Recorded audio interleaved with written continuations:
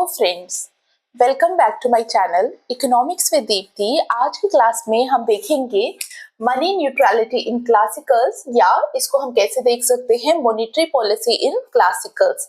मैंने आप लोगों के साथ क्लासिकल्स के ऊपर 2 लेक्चर्स लिए थे। नंबर 1 हम लोगों ने डिस्कस किया था classical theory of income and employment, और दूसरी क्लास के अंदर मैंने आपके साथ डिस्कस किया था classical loanable fund theory. I hope आप लोगों ने दोनों लेक्चर्स देखे होंगे। नहीं देखे, उन दोनों का लिंक आपको मेरे Telegram group economics with Deepti में मिल जाएगा। आप जाकर दोनों लेक्चर्स को देखिए सो दैट आज की क्लास को आप रिलेट कर सके। अब स्टार्ट करते हैं आज की क्लास। देखिए यहाँ पे हम लोग क्या बोल रहे हैं, मनी न्यूट्रलिटी इन क्लासिकल्स। तो यहाँ पे क्लासिकल्स ने वर्ड यूज किया न्यूट्रलिटी। तो अभी तक आप में से काफी लोगों को समझ भी आ गया होगा क्लासिकल्स क्या बोलने की कोशिश कर रहे हैं, मनी इज न्यूट्रल। जब उन्होंने बोला मनी इज न्यूट्रल, यहाँ पे चाहे आप लॉन्ग रन को देखें चाहे आप शॉर्ट रन को देखें, दोनों केसेस पे क्लासिकल्स बोलते हैं कि मनी क्या है, मनी न्यूट्रल है। जब उन्होंने बोला मनी न्यूट्रल है, इसका मतलब क्या है कि जो मनी है, जो मनी सप्लाई है, वो इम्पैक्ट नहीं करती। किसको इम्पैक्ट नहीं करती? It does not impact the real variables. Real variables के ऊपर इसका कोई भी इम्पैक्ट नहीं है। अब जब उन्होंने बोला रियल वेरिएबल्स, इसमें हम लोग क्या क्या देखेंगे? इसमें हम नंबर 1 देखेंगे आउटपुट। ठीक है, classical theory of income and employment आपको याद है, वहां पे भी हम लोगों ने आउटपुट देखा था। नंबर 2, हम जैसे वहां पे एम्प्लॉयमेंट देखते थे, यहाँ पे भी हम लोगों ने क्या लिया? एम्प्लॉयमेंट लिया। और नंबर 3, लोनेबल फंड थियरी में से हम लोग क्या लेंगे? Rate of interest. लेकिन कौन सा rate of interest? It is the real rate of interest, क्योंकि आपको पता है 2 तरीके के रेट ऑफ इंटरेस्ट होते हैं, एक रियल होता है और एक नॉमिनल होता है। ठीक है, थोड़ी देर में मैं वहां पे आऊंगी।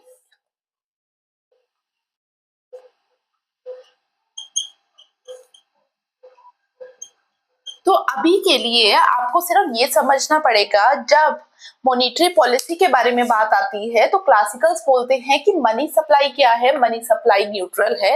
न्यूट्रल से उनका यही मतलब है कि इसका कोई भी इम्पैक्ट नहीं होता रियल वेरिएबल्स पे। जब रियल वेरिएबल पे इम्पैक्ट नहीं हो रहा तो हम ये बोल सकते हैं, अगर हम आउटपुट के बारे में बात करें तो आउटपुट कांस्टेंट रहेगा। ठीक है, मनी सप्लाई को आप बढ़ा रहे हो या कम कर रहे हो, उसका कोई भी इम्पैक्ट नहीं हमें देखने को मिलेगा। कहाँ पे? आउटपुट पे। Same is the case with employment. चाहे आपका एम्प्लॉयमेंट कुछ भी हो, वो उतना ही रहेगा, उस पे मनी सप्लाई के बढ़ने का या मनी सप्लाई के कम होने का कोई भी इम्पैक्ट नहीं आएगा। Likewise for the real rate of interest. ठीक है, इन तीनों में कोई भी चेंज नहीं आएगा। No change in the output, employment or real rate of interest because of the change in the money supply। ये कॉन्सेप्ट है आपका मनी न्यूट्रलिटी का। जब हमने बोला कोई भी चेंज नहीं आएगा, तो इसका मतलब आपकी जो मॉनेटरी पॉलिसी है वो कैसी रहेगी? मॉनेटरी पॉलिसी आपकी इनइफेक्टिव रहेगी। कैसी रहेगी? इनइफेक्टिव। उस पर कोई भी चेंज नहीं आएगा। आई होप आपको एक बेसिक आइडिया मिला। ठीक है, अब हम डायग्राम से देखने की कोशिश करेंगे। आप लोग इसका स्क्रीनशॉट ले सकते हैं।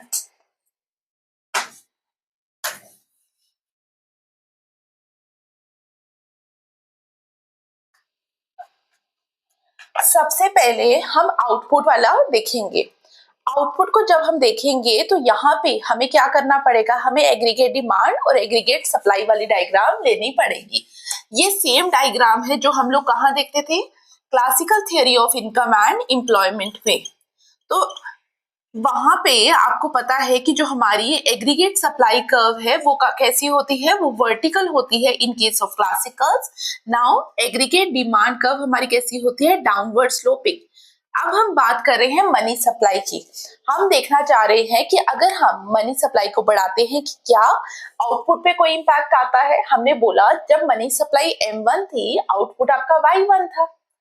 अब अगर हम मनी सप्लाई को चेंज करें, M1 से कहाँ कर दें? M2। अगर आपकी मनी सप्लाई M1 से M2 हो जाएगी तो इस समय क्या होगा? इस समय एग्रीगेट डिमांड कर्व शिफ्ट होगी। एग्रीगेट डिमांड कर्व कहाँ चले जाएगी? ADM2। अब अगर आप यहाँ पे देखेंगे, इसका इम्पैक्ट आया क्या?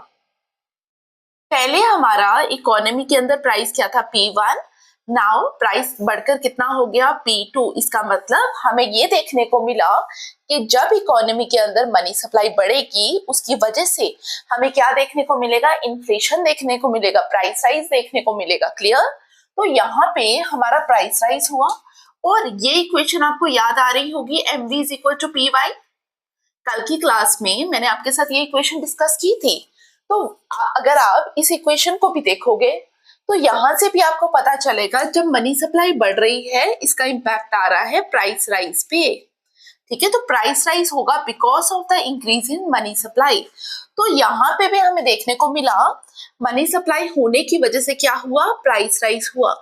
लेकिन अगर आप यहाँ पे देखोगे आउटपुट पे हमारा कोई भी चेंज नहीं आया। तो यही क्लासिकल्स ने बोला कि आपका यहाँ पे क्या होगा, आउटपुट पे चेंज नहीं होगा।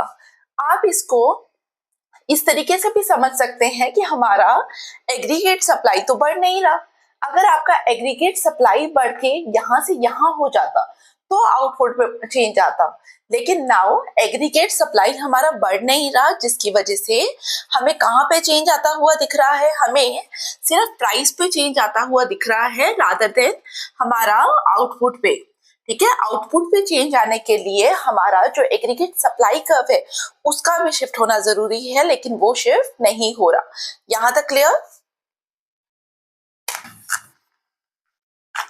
अब ये तो हमारा था गुड्स मार्केट का। ठीक है, अब लेबर मार्केट को भी कंसीडर करने की कोशिश करेंगे। जब हम लेबर मार्केट में बात करेंगे तो हम लेबर डिमांड और लेबर सप्लाई के बारे में बात करेंगे। और लेबर मार्केट में आपको पता है वाई एक्सिस पे हम क्या लिखते थे, रियल वेजेस। और यहाँ पे लेबर में सेम डायग्राम्स यूज कर रही हूँ जो अभी तक हम लोगों ने 2 क्लासेस के अंदर यूज की।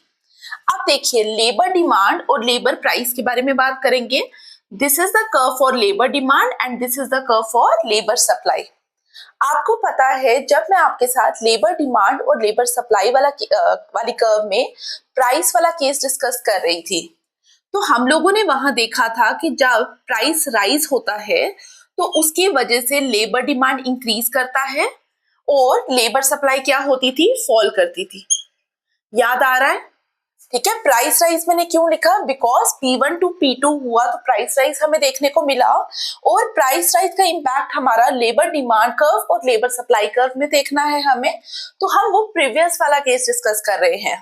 तो लेबर डिमांड कर्व जब आपकी शिफ्ट कर गई, लेबर डिमांड कर्व जब आपकी आगे शिफ्ट कर गई तो एल डी डैश लेट से ले लेते हैं और प्राइस राइज की वजह से लेबर सप्लाई क्या होता है, फॉल होता है।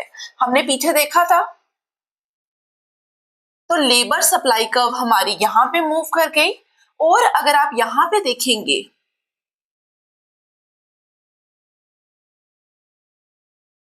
तो दिस इज ओनली वेजेस। ठीक है, दिस इज ओनली वेजेस। तो यहाँ पे अगर हम देखेंगे W1 से W2 पे वेज चला गया और यहाँ पे जो हमारा लेबर है वो क्या रहा, लेवल ऑफ एम्प्लॉयमेंट वो कांस्टेंट रहा। अब हमारा वेज भी बढ़ गया और हमारा प्राइस भी बढ़ गया।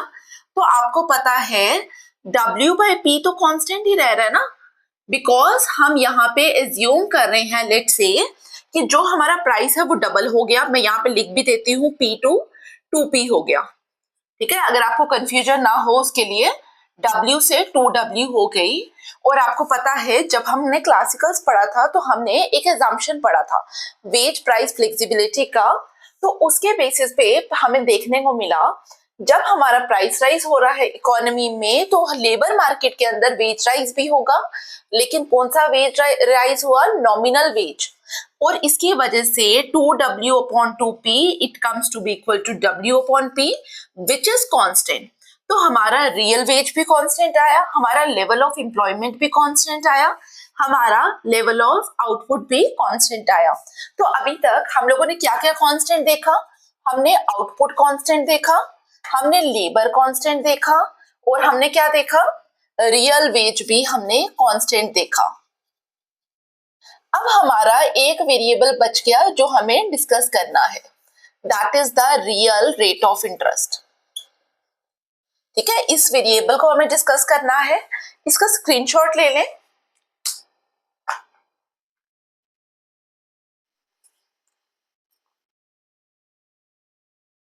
अब रेट ऑफ इंटरेस्ट के लिए फिशर ने एक इक्वेशन यूज की। उन्होंने क्या इक्वेशन यूज की? R is equal to I minus pi, जहां पे R हमारा क्या है? R is the real interest rate, I is the nominal interest rate,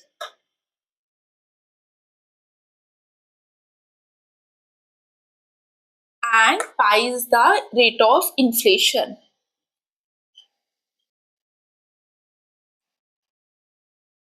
यहाँ पे इस इक्वेशन से क्लासिकल्स ने एक्सप्लेन किया कि जो हमारा रियल रेट ऑफ इंटरेस्ट है वहां पे हमें चेंज नहीं देखने को मिलता due to the change in money supply. वो कैसे उन्होंने बताया? उन्होंने बोला कि अगर मनी सप्लाई बढ़ेगा, मनी सप्लाई के बढ़ने से हमें क्या देखने को मिला? जितना हमने अभी तक देखा है हम उसी को यूज करके देख रहे हैं। मनी सप्लाई के इंक्रीज करने से एग्रीगेट डिमांड इंक्रीज कर रहा है। अब एग्रीगेट डिमांड इंक्रीज कर रहा है, लेकिन आप लोगों ने देखा एग्रीगेट डिमांड होता क्या है? C plus I plus G, this is the aggregate demand. लेकिन यहाँ पे हमारा आउटपुट नहीं बढ़ रहा। यहाँ पे क्या हो रहा है? यहाँ पे सिर्फ प्राइसेस बढ़ रहे हैं, रियल आउटपुट जो है वो आपका इकोनॉमी के अंदर नहीं बढ़ रहा। प्राइस बढ़ रहे हैं, इसका मतलब हम ये बोल सकते हैं हमारा ये जो पाई है वो इंक्रीज कर रहा है। ठीक है, रेट ऑफ इन्फ्लेशन इकोनॉमी के अंदर इंक्रीज कर रहा है, लेकिन जो हमारा आउटपुट है वो इकोनॉमी में हमारा इंक्रीज नहीं कर रहा। अब जब हम एग्रीगेट डिमांड के बारे में बात करते हैं तो एग्रीगेट डिमांड बढ़ने के लिए क्या चाहिए? रियल परचेजिंग पावर भी चाहिए, क्योंकि अगर हम लोनेबल मार्केट के अंदर बात करेंगे तो लोनेबल मार्केट में आपको लोन चाहिए, तो लोनेबल मार्केट में एक्चुअल में क्या होना चाहिए? आपकी रियल परचेजिंग पावर बढ़नी चाहिए, रियल परचेजिंग पावर बढ़नी चाहिए।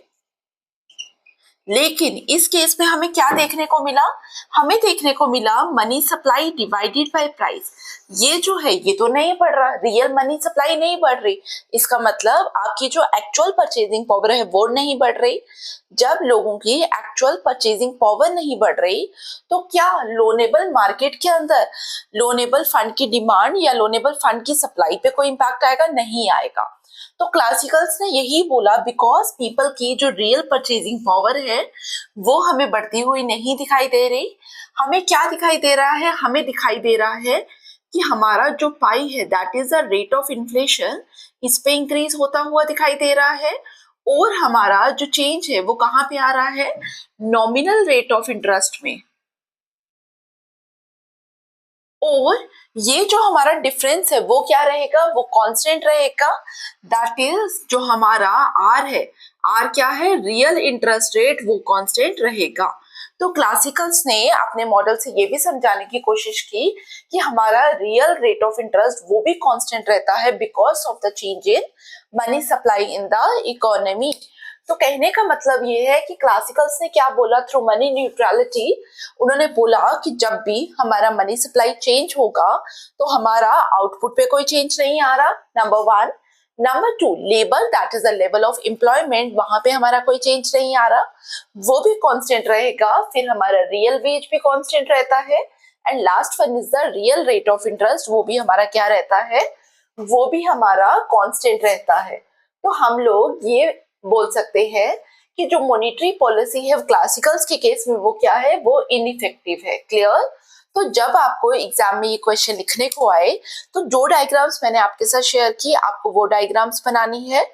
अगर आपको उस पर कोई भी डाउट है आप पुराने लेक्चर्स को देखिए, फिर भी कोई डाउट है कमेंट बॉक्स में फ्री होकर पूछिए। तो वो डायग्राम बनानी है और ये इक्वेशन यूज करनी है टू शो कि रियल रेट ऑफ इंटरेस्ट क्या रहने वाला है, दैट रिमेन्स कांस्टेंट।